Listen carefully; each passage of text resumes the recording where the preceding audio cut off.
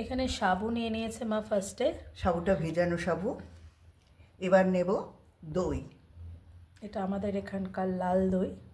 দই দিয়ে মাখা হবে এটা।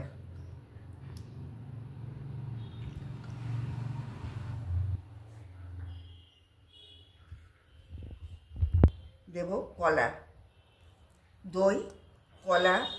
এবার দেব সন্দেশ। এরপরে দেওয়া হচ্ছে মিষ্টি। দই, কলা, সন্দেশ, আর একটা সন্দেশ দিলাম। দিয়ে এবার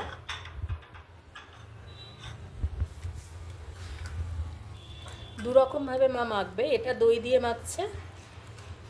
এরপরে আছে আর একটা জিনিস আছে, দেখাচ্ছি কিভাবে আর একটা মাখবে। এটা মেখে নিক মা। এবার সন্দেশগুলো দিয়ে মাখবে।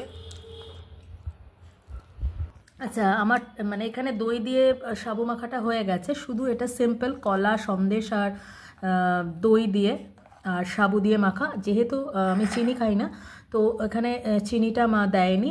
তাছাড়া দইটা তো মিষ্টি আছেই, তাই তো মিষ্টি দই প্লাস হচ্ছে সন্দেশ রয়েছে, তাই চিনিটা অ্যাভয়েড করা হয়েছে। চিনিটা এখানে দেওয়া হয়নি।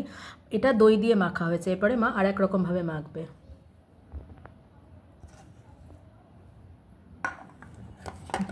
এটা হচ্ছে দু রকম, মানে একটা তো মা দই দিয়ে করলো, এটা মা দুধ দিয়ে করবে। দুধ দিয়ে কিভাবে করে একটু দেখে নি। এই যে প্রথমে কলা নিয়ে নিয়েছে, ভেঙে নিয়েছি কলা। এবার নেবে সাবু, এটা ভেজানো সাবু যেটা। প্রথমে তো সাবুর মধ্যে কলা নিয়ে নিল। এরপরে মা নিয়ে নিচ্ছে চিনি।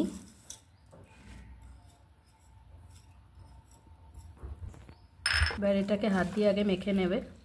কলা আর চিনিটা মেখে নিচ্ছি।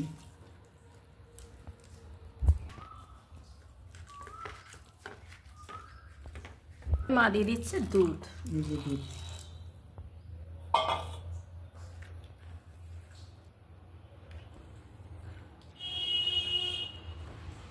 এটা এখনো কমপ্লিট হয়নি।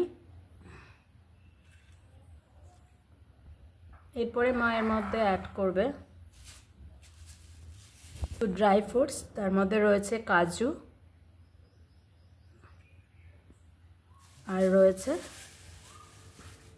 কিশমিশ। আপনারা চাইলে আমসত্ত্বও দিতে পারেন। আমসত্ত্ব আছে কিন্তু মা দিল না, আপনারা চাইলে দিতে পারেন। তো আজকে মা দেখালো দুরকমভাবে সাবু মাখা। উপোসের দিনে খেতে পারেন। এই দেখুন, আপনারা সবাই জানেন আজকে দিনে শিব পার্বতীর বিয়ে হয়েছিল। এখানে আমাদের বড় করে ধুমধাম করে কয়েক জায়গায় পুজো হয়। আপনাদের ওখানেও অবশ্যই হয় নিশ্চয়ই।